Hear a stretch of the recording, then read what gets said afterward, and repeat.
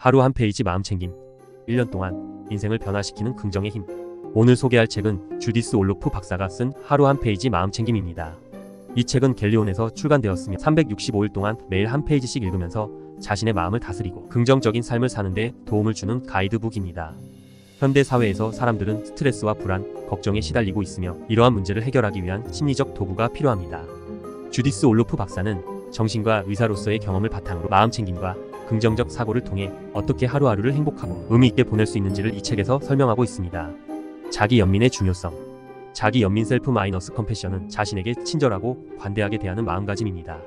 주디스 올로프 박사는 자기 연민이 단순히 자기 자신을 다독이는 것을 넘어서 자애로움이 자신에게 향하는 것을 의미한다고 설명합니다. 우리는 종종 스스로를 비난하거나 실수를 탓하기보다는 자신에게 휴식을 주고 긍정적으로 인정하는 것이 필요합니다. 연구에 따르면 스스로를 연민하는 사람들이 스스로에게 엄격한 사람들보다 더 행복하다는 결과가 나왔습니다.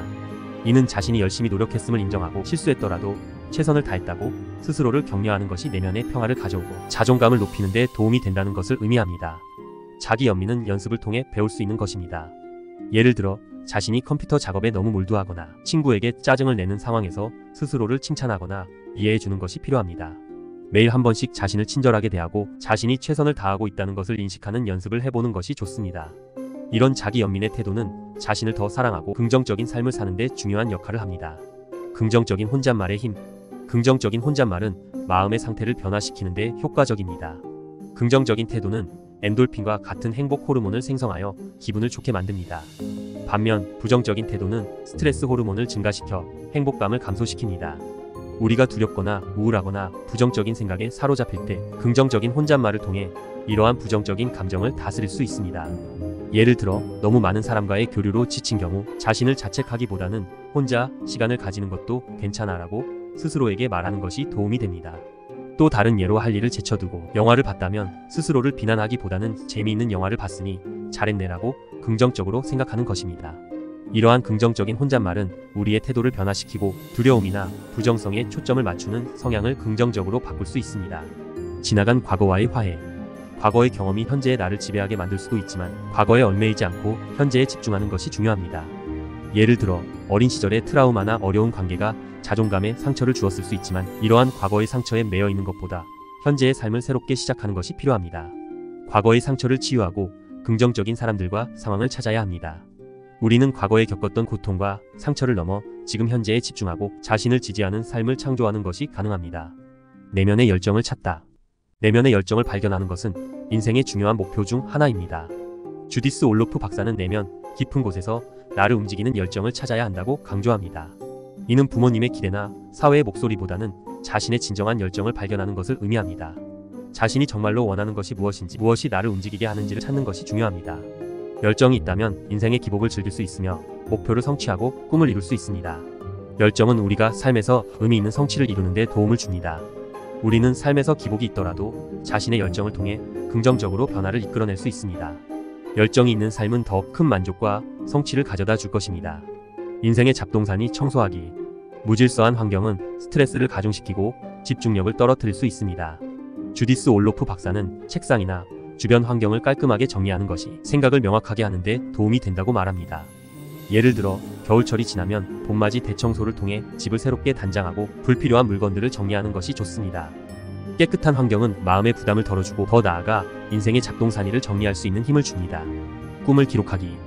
꿈을 기록하는 것은 무의식의 메시지를 이해하는 데 도움이 될 수 있습니다. 꿈은 우리의 무의식과 직관을 반영할 수 있으며 때로는 새로운 아이디어나 메시지를 제공할 수 있습니다. 잠자리에서 고민을 생각하며 꿈을 기록하는 연습을 해보세요. 아침에 일어나면 꿈을 조용히 되새기며 기억나는 내용을 기록하고 생활에 적용할 수 있는 부분이 있는지 살펴보는 것이 좋습니다. 꿈 기록은 무의식의 메시지를 이해하고 삶의 방향성을 찾는 데 도움이 될 수 있습니다. 여러 번의 작은 휴식 계획하기. 건강하고 생산적인 삶을 살기 위해서는 하루 동안 여러 번의 작은 휴식을 계획하는 것이 중요합니다. 긴장을 풀고 몸에 활력을 주기 위해 매일 짧은 휴식을 취하는 것이 좋습니다. 자신이 어떤 시간에 잠시 쉬어갈 수 있을지 계획해보세요. 예를 들어 산책을 하거나 간단한 스트레칭을 통해 피로를 푸는 것이 도움이 될 수 있습니다. 작은 휴식을 계획함으로써 부담을 줄이고 삶을 더 느긋하게 즐길 수 있습니다. 매 순간 성장할 거라는 다짐. 인생은 지속적인 성장의 과정입니다. 주디스 올로프 박사는 인생의 모든 순간이 의미가 있으며 매일 계속해서 성장하고 변화하는 것이 활기차고 충만한 삶을 유지하는 방법이라고 강조합니다.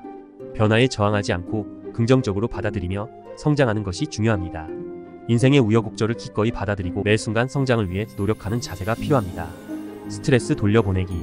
스트레스는 가능한 빨리 몸과 마음에서 제거해야 합니다.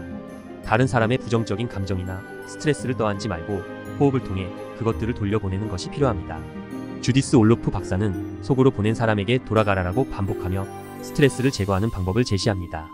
스트레스가 사라지기를 느끼고 자신이 균형 잡히고 건강한 상태로 돌아오는 것을 확인하는 것이 중요합니다. 몸의 통증에 집중하기. 몸의 통증에 관심을 기울이는 것은 건강한 신체를 유지하는 데 필수적입니다. 신체의 각 부분이 통증을 호소하기 전에 예방적으로 돌보는 것이 필요합니다. 에너지가 부족하거나 만성적인 증상이 있다면 즉시 병원을 찾아 적절한 치료를 받는 것이 중요합니다. 건강한 신체는 행복의 필수 조건이며 이를 잘 관리하는 것이 삶의 질을 높이는 데 도움이 됩니다. 두려움과의 마주침. 두려움은 종종 실제보다 더 크게 느껴질 수 있습니다. 두려움은 우리가 살아남도록 도와주는 감정일 수 있지만 자신만의 두려움을 다루는 것이 중요합니다.